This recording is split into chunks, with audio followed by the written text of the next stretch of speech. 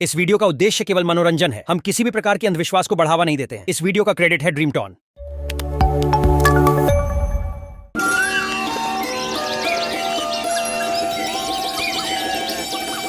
एक बार एक साधु जंगल में तपस्या कर रहा था कि तभी उसके पास एक हिरन आ गया। वो हिरन उसके चारों तरफ दौड़ने लगा और उसकी आहट से साधु की तपस्या भंग हो गई। साधु ने आंखें खोली। ओह, ये तो एक हिरण है। क्या तुम भूखे हो प्यारे हिरण? आओ मेरे पास, मैं तुम्हें कुछ खिलाता हूँ। हिरन साधु की तरफ बढ़ा और अचानक एक शेर में परिवर्तित हो गया। ये देखकर साधु बहुत डर गया और डरते डरते भगवान से प्रार्थना करने लगा। हे भगवान, ये क्या माया है? कहीं ये शेर मुझे, हे भगवान मेरी रक्षा करें, मुझे इस माया से बाहर निकालें। शेर ने साधु की तरफ छलांग लगाई।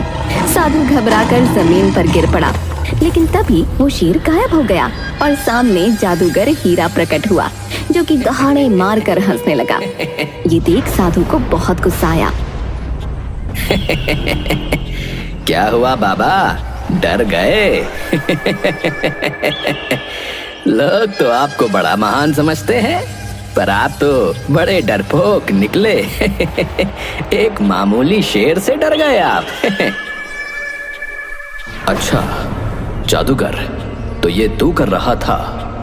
तेरी इतनी हिम्मत कि तू मेरा अपमान करे, मेरे साथ छल करे। जा, मैं तुझे श्राप देता हूं कि तेरा परिवार तुझे भूल जाएगा। तू अब से अकेला रहेगा और अकेला ही भटकेगा। यही तेरे छल की सजा है। अपना ये फालतू श्राप अपने पास ही रखो बाबा। मैं किसी श्राप व्राप को नहीं मानता, और मेरा परिवार ऐसे कैसे मुझे भूल जाएगा। चलो मैं तो चला। जादूगर ने साधु की बात को बिल्कुल गंभीरता से नहीं लिया और वो अपने घर पहुंचा, पर वहाँ सचमुच उसकी पत्नी और बेटी ने उसे नहीं पहचाना। ये देख जादूगर परेशान होता हुआ भगवान से बोला। हे भगवान, मेरी पत्नी तो मुझे सचमुच भूल गई और घर में भी घुसने नहीं दे रही। इसका मतलब उस साधु का श्राप सच हो गया है। मुझे ये सब सही करने उसके पास ही जाना पड़ेगा। जादूगर वापस उस साधु के पास जाकर उसके पैरों में गिर गया और उससे बहुत माफी मांगी। बहुत देर माफी मांगने के बाद साधु ने उससे कहा, मैं अपना श्राप तो वापस नहीं ले सकता, लेकिन श्राप को तोड़ने का एक तरीका बता सकता हूँ। तुमने मेरे साथ छल किया था, तो छल के विपरीत अब तुम्हें एक ऐसा व्यक्ति ढूंढना होगा जो इस राज्य में सबसे ज्यादा ईमानदार हो। जब वो व्यक्ति तुम्हारे बीवी बच्चों को बताएगा कि तुम उनके क्या हो, तब उन्हें सब याद आ जाएगा। बाबा इसमें तो काफी वक्त लग जाएगा। हाँ, लेकिन तुम कर्म करो, तुम्हें इसका फल जरूर मिलेगा। बस तुम जो भी करो उसे नेक दिल से करना। ये सुनकर जादूगर ने साधु को धन्यवाद कहा और सबसे ईमानदार व्यक्ति की खोज में निकल गया। दूसरी तरफ पड़ोस के गांव में एक सब्जी वाला रोहित अपनी बीमार मां के साथ एक छोटे से कच्चे मकान में रहता था। वो हमेशा ईमानदारी और मेहनत से काम करता था। भैया 1 किलो आलू दे दो। जी अभी देता हूँ। रोहित ने आलू तोले और ग्राहक को दिए। ग्राहक गलती से ज्यादा पैसे देकर चला गया, लेकिन रोहित तुरंत ही ग्राहक को आवाज देकर कहता है, भाई साहब, आपने ज्यादा पैसे दे दिए। ये लो आपके बाकी पैसे। अरे हाँ, अरे धन्यवाद भैया, तुम तो सच में बहुत ईमानदार हो। अब तक तो सिर्फ सुना था तुम्हारे बारे में, आज देख भी लिया भैया। अरे इसमें धन्यवाद कैसा, ये तो आपके ही पैसे हैं। रोहित इसी तरह ईमानदारी से अपना जीवन जी रहा था कि तभी उस गांव में जादूगर हीरा आ गया और उसने सबसे ईमानदार व्यक्ति की तलाश शुरू की। उसने गांव के कुछ लोगों से सवाल पूछने शुरू किए। नमस्कार, क्या आप मुझे इस गांव के सबसे ईमानदार व्यक्ति के बारे में बता सकते हैं? अरे इस गांव में सबसे ईमानदार तो मैं ही हूँ। मैंने कभी किसी को धोखा नहीं दिया भाई। अच्छा, धन्यवाद। हीरा ने दूसरे व्यक्ति से पूछा तो वो बोला, मैं ही इस गांव का जो है सबसे ईमानदार व्यक्ति हूँ। लोग मेरी सच्चाई की कसम खाते हैं भैया, कसम। हर कोई खुद को सबसे ईमानदार बताने में लगा हुआ था। जादूगर हीरा को सही उत्तर नहीं मिल पा रहा था। आखिरकार वो रोहित के पास पहुंचा।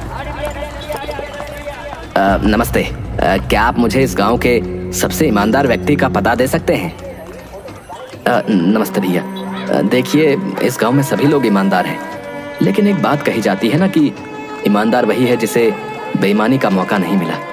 इसलिए अंदर की सच्चाई तो भगवान ही जानता है। रोहित का ये उत्तर सुनकर जादूगर हीरा सोच में पड़ गया। ये तो बिल्कुल सही बात कह रहा है। असली ईमानदारी का पता तब चलता है जब किसी को बेईमानी का मौका मिले और वो फिर भी सच्चाई का साथ दे। मुझे इन लोगों की ईमानदारी की परीक्षा लेनी होगी। जादूगर हीरा ने उन लोगों की परीक्षा लेने के लिए रात के अंधेरे में अपने जादू से गांव के बीचों बीच एक जादुई पेड़ बनाया। अगली सुबह जब गांव वालों ने उस पेड़ को देखा तो वो हैरान रह गए। अरे ये पेड़ तो यहाँ कल रात तक नहीं था, ये कैसे आ गया भैया? ये पेड़ तो बड़ा ही अजीब सा लग रहा है कि नहीं? सुनो गांव वालों, मैं एक जादुई पेड़ हूँ। तुम लोग आज भर मुझसे कोई भी एक मनोकामना मांग सकते हो। तुम्हें वो सब मिलेगा जो तुम चाहोगे, पर कल मैं गायब हो जाऊंगा। अरे अरे बाप रे, अरे भैया, अरे जादुई पेड़। पहले तो गांव वाले डरे और फिर एक एक करके धागा लेकर आने लगे और पेड़ के तने पर बांधते हुए अपनी मनोकामनाएं मांगने लगे। लेकिन रोहित वहां नहीं आया। अरे रोहित कहाँ है? वो क्यों नहीं आया मनोकामना मांगने? सुना है रोहित के घर आज लड़की वाले आए हुए हैं, शायद वो उनसे मिलने में व्यस्त है। रोहित अपने घर पर ही था जहां लड़की वाले उसे देखने आए हुए थे, लेकिन यहाँ भी उसकी किस्मत अच्छी नहीं थी। माफ करिएगा बहन जी, पर मैं ऐसे घर में रिश्ता नहीं कर सकती जहाँ सिर्फ 2 सदस्य हों और उसमें भी एक बीमार हो, और ऊपर से आपका बेटा गरीब भी है, इसलिए आप हमें माफ करें। अरे ये आप क्या बात कर रही हैं? मेरा बेटा बहुत संस्कारी और ईमानदार है, ये तो देखिए।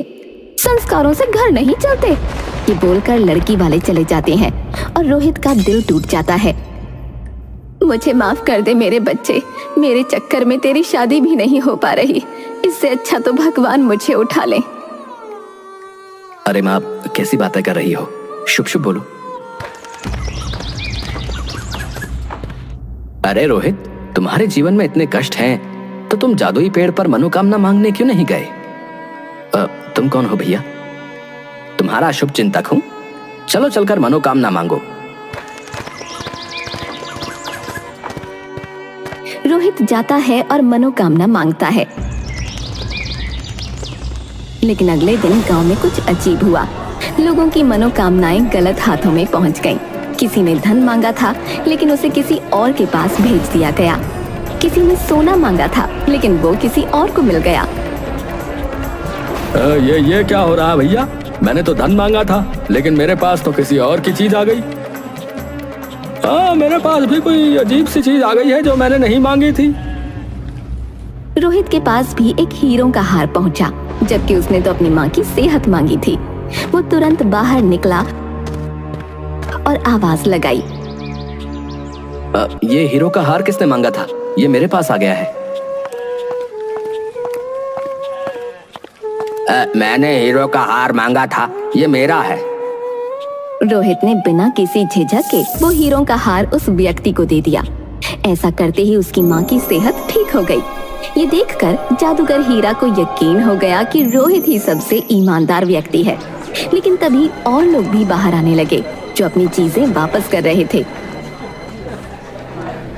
अरे मेरे पास ये सोने की ईंट आ गई भैया, ये जिसकी भी है वो ले लो। अरे हाँ, ये मैंने मांगी थी। मेरे पास ये मोतियों से भरा हुआ संदूक आ गया है, ये किसका है? ये मेरा है, लाओ मुझे दे दो। बाकी लोगों को भी अपनी चीजें वापस करते देख जादूगर हीरा परेशान हो गया। हे भगवान, ये क्या चल रहा है? मुझे तो लगा था कि रोहित ही सबसे ईमानदार व्यक्ति है, पर यहाँ तो और लोग भी अपनी चीजें वापस कर रहे हैं। अब कैसे पता चलेगा कि सबसे ईमानदार कौन है? वो ये सब सोच ही रहा था कि तभी उसे एक विचार आया। यहाँ पर शायद लोगों ने ईमानदारी इसलिए भी दिखाई क्योंकि ये बात पूरे गांव के सामने थी। अब मुझे कुछ ऐसा करना पड़ेगा जो अकेले उनके लिए हो, तब पता चलेगा कि ईमानदार कौन है। ईमानदारी की असली परीक्षा अकेले में ही होती है। ये सोचकर जादूगर हीरा उन सभी लोगों के घर पर एक जादू करता है जिन्होंने अपना सामान लौटाया था। उन लोगों के घरों के आंगन की जमीन हिलने लगी और अचानक वहां से मिट्टी हटने लगी। अरे मुझे बाहर निकालो, अरे मुझे बाहर निकालो भैया! ये क्या हो रहा है? ये कैसी आवाज है? बेटा, हमारे आंगन में जरूर कोई खजाना है। मैंने अपने बड़े बूढ़ों से सुना है कि खजाना ही ऐसे आवाज देता है। ये आप क्या बोल रही हो माँ? अरे मैं सच कह रही हूँ, चाहे तो तू खुदाई करके देख ले। बाकी लोगों के घर भी यही हो रहा था। वो सब लोग खुदाई करते हैं और खजाना निकल आता है। खजाने को देखकर सबकी आंखें चौंधी आ गईं। हे भगवान, तेरा बहुत बहुत धन्यवाद है, मैं तो अमीर हो गया है। अरे बाप रे, इतना बड़ा खजाना! देखा, मैंने क्या कहा था। ये तो सचमुच खजाना है, लेकिन मैं इसको नहीं रख सकता। जमीन में निकले खजाने का हक राज्य का होता है। मैं इसे राज्य को वापस कर दूंगा। अरे तू पागल हो गया है क्या? ऐसा मत कर। इस खजाने की मदद से तेरी शादी हो सकती है। नहीं माँ, मैं जो करूंगा मेहनत और ईमानदारी से करूंगा, ऐसे नहीं। रोहित वो खजाना लेकर घर से निकला और राज्य को वापस कर दिया। ये देखकर जादूगर हीरा को यकीन हो गया कि सबसे ईमानदार व्यक्ति वही है, क्योंकि और किसी ने खजाना वापस न किया था।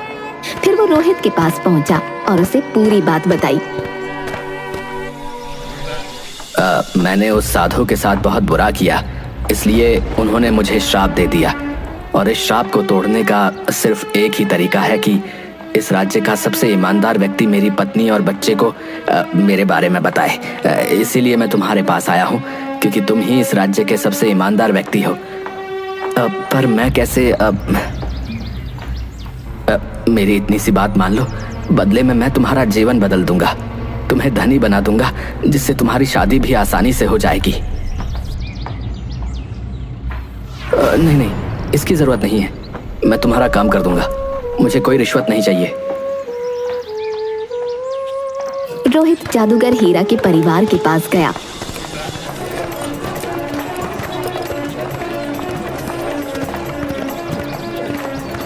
और उन्हें सच्चाई बताई।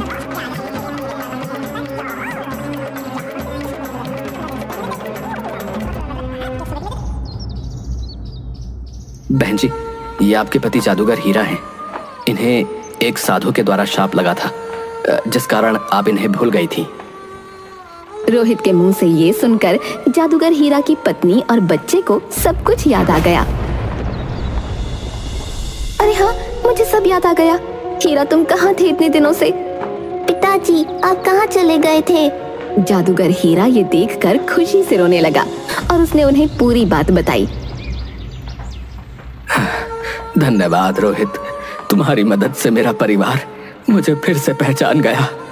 मैं तुम्हारी मदद करना चाहता हूँ, कृपया मुझे करने दो। नहीं, मैंने तुमसे पहले ही कहा था ना, मुझे कोई रिश्वत नहीं चाहिए। तुम्हें कसम है कि तुम मेरे लिए कोई जादू नहीं करोगे।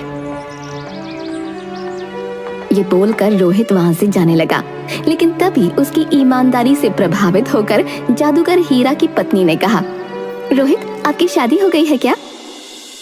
जी नहीं। तो क्या आप मेरी बहन से शादी करेंगे? आप जैसे ईमानदार व्यक्ति से शादी करके मेरी बहन धन्य हो जाएगी। रोहित ये सुनकर हैरान रह गया और उसने हाँ कर दी। और कुछ इस तरह रोहित की ईमानदारी ने उसे न सिर्फ गांव में सम्मान दिलाया, बल्कि एक अच्छा जीवन साथी भी। जादूगर हीरा और उसका परिवार भी फिर से खुशहाल जीवन जीने लगा और रोहित ने अपनी सच्चाई और मेहनत से एक नई शुरुआत की।